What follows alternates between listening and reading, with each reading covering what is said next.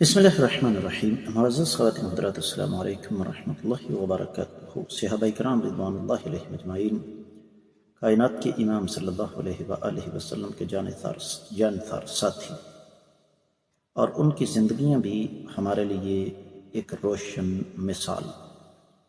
اور آج جو حدیث میں آپ کو پڑھا رہا ہوں قدرے طویل ہے لیکن بڑی دلچسپ ہے۔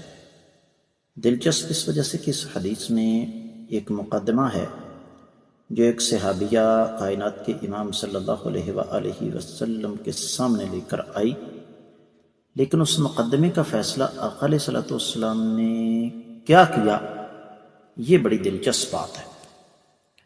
تو آئیے معمول کے مطابق سب سے پہلے حدیث کی عبارت پڑھتے ہیں۔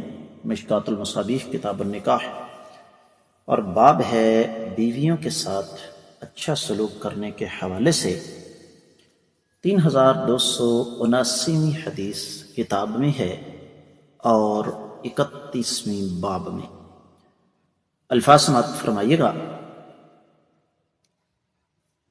وعن ابی سعید رضی اللہ تعالی عنہ قال جاءت امرأة إلى رسول الله صلى الله عليه وسلم ونحن عنده فقالت زوجي صفوان بن المعطل يضربني إذا صليت ويفطرني إذا صمت ولا يصلي الفجر حتى تطلع الشمس.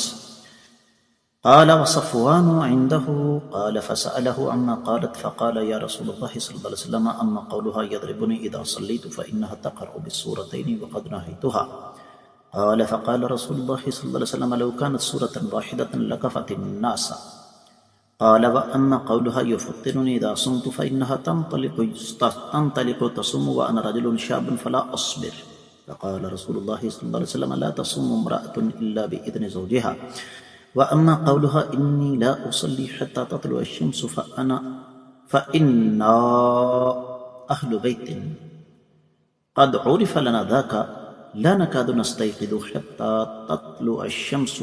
قال فإذا استيقظت يا صفوان فصل. رواہ ابو داود وابن ماجہ۔ معزز خواتین حضرات، اس حدیث کے صحیح اور ضعیف ہونے کے بارے میں اہل علم کے درمیان اختلاف ہے۔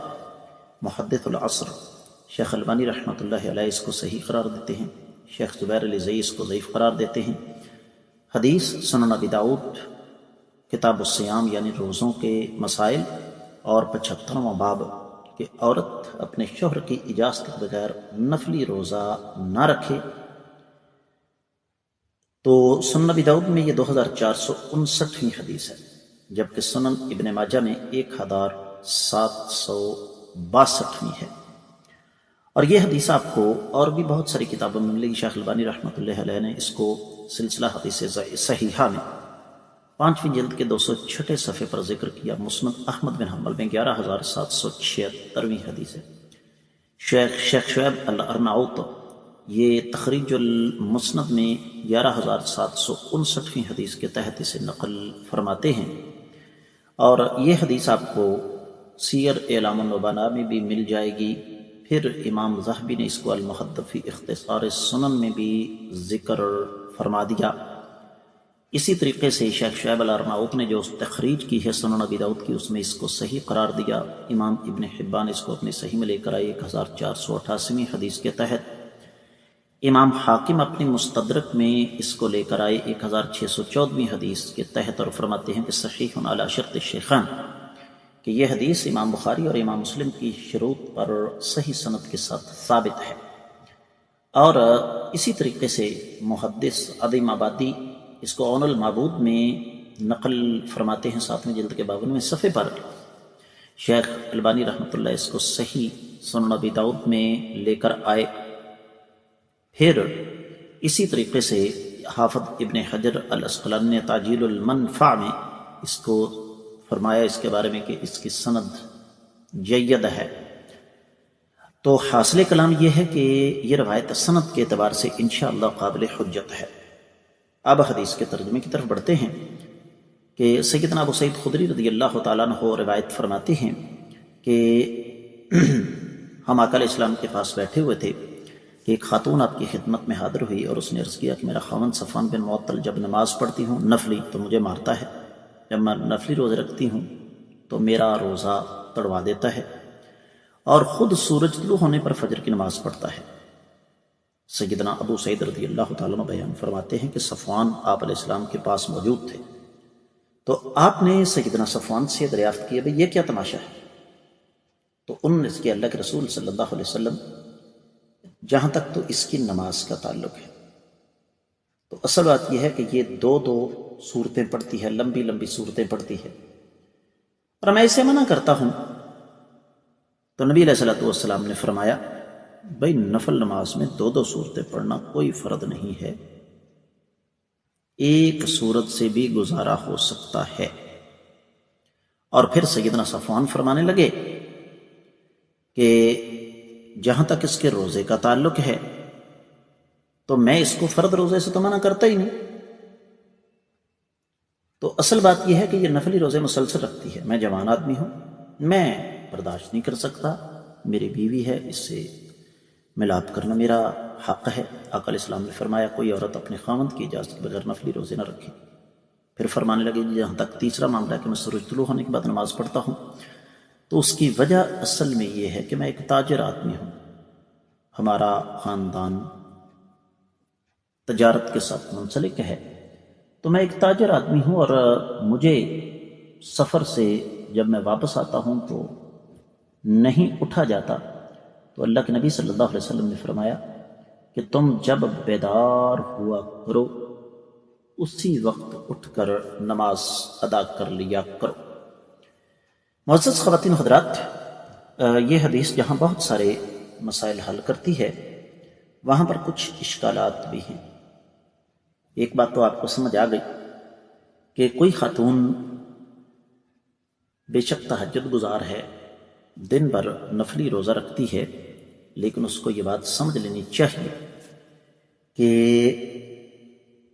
نفلی عبادت کی نسبت شوہر کا حق زیادہ ہے۔ اور اس حدیث سے یہ بھی پتہ چلا کہ میاں بیوی کے لیے ایک دوسرے کے ساتھ استمتاع کرنا، جسمانی فائدہ اٹھانا، اس کے لیے وقت کی کوئی قید نہیں ہے، اور بیوی کو انکار کرنے کا کوئی حق نہیں۔ ہاں کوئی شرعی عذر ہو تو علیحدہ مسئلہ ہے۔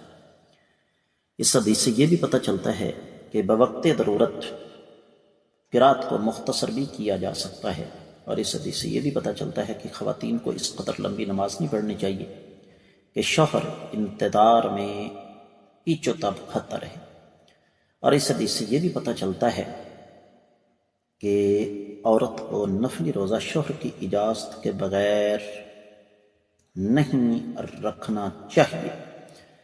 اب رہا یہ مسئلہ کہ کیا یہ عادت بنا لینا درست ہے کہ روزانہ ہی بندہ سوتا رہے، کہ آپ روزانہ ہی فجر کی نماز تاخیر سے پڑھیں؟ معزز خواتین و حضرات، اصل اشکال یہ ہے، یہ بات درست نہیں، اس لیے کہ یہ معمول بنانا درست نہیں۔ شریعت کی جو رخصتیں ہیں ان کو رخصتوں تک رہنا چاہیے، ان رخصتوں کو عام حالات پر محمول کرنا، یہ کیا کہہ سکتے ہیں اس کو، خود کو دھوکہ دینا یا اللہ کو دھوکہ دینے کی کوشش کرنا ہے۔ یاد رکھیے شریعت کا اصول ہے کہ ہر معاملے میں استثناء ضرور ہوتی ہے، تو اگر کبھی کبھار ایسا ہو جاتا ہے کہ آپ سفر کی وجہ سے، تھکاوٹ کی وجہ سے رات کو جاگتے رہے، معمول مت بنائے اسے، جس طرح کہ ہمارے ہاں رات 1-1:30 بجے تک جاگنے کا لوگوں نے معمول بنا رکھا ہے، اس سے مراد یہ قطعی طور پر نہیں ہے، بلکہ اس سے مراد اصل میں یہ ہے کہ اگر کبھی کبھار آپ کے ساتھ ایسا ہو جاتا ہے کہ آپ سوتے رہ گئے، آپ کو پتہ ہی نہیں چل سکا کہ فجر کی اذان کب ہوئی ہے، تو آپ جب بیدار ہوں گے اسی وقت فجر کی نماز ادا فرما لیں۔ اس کا مطلب یہ لے لینا کہ دیکھیے یہ آقا علیہ السلام نے سیدنا صفوان کو رخصت دی تھی تو ہمیں یہ رخصت کیوں نہیں، تو یہ بالکل غلط بات ہے۔ ایک استثنائی صورت کو عام حالات پر محمول کر لینا یہ درست نہیں۔ میں امید کرتا ہوں کہ یہ حدیث آپ کو اچھی طرح سمجھ آ گئی ہوگی۔ صدقہ جاریہ سمجھ اس کو زیادہ سے زیادہ آگے نشر فرمائیے گا۔ اس کے ساتھ ہی آج کا حدیث کا سبق بھی مکمل ہوا. اجازت چاہوں گا. السلام علیکم ورحمۃ اللہ وبرکاتہ.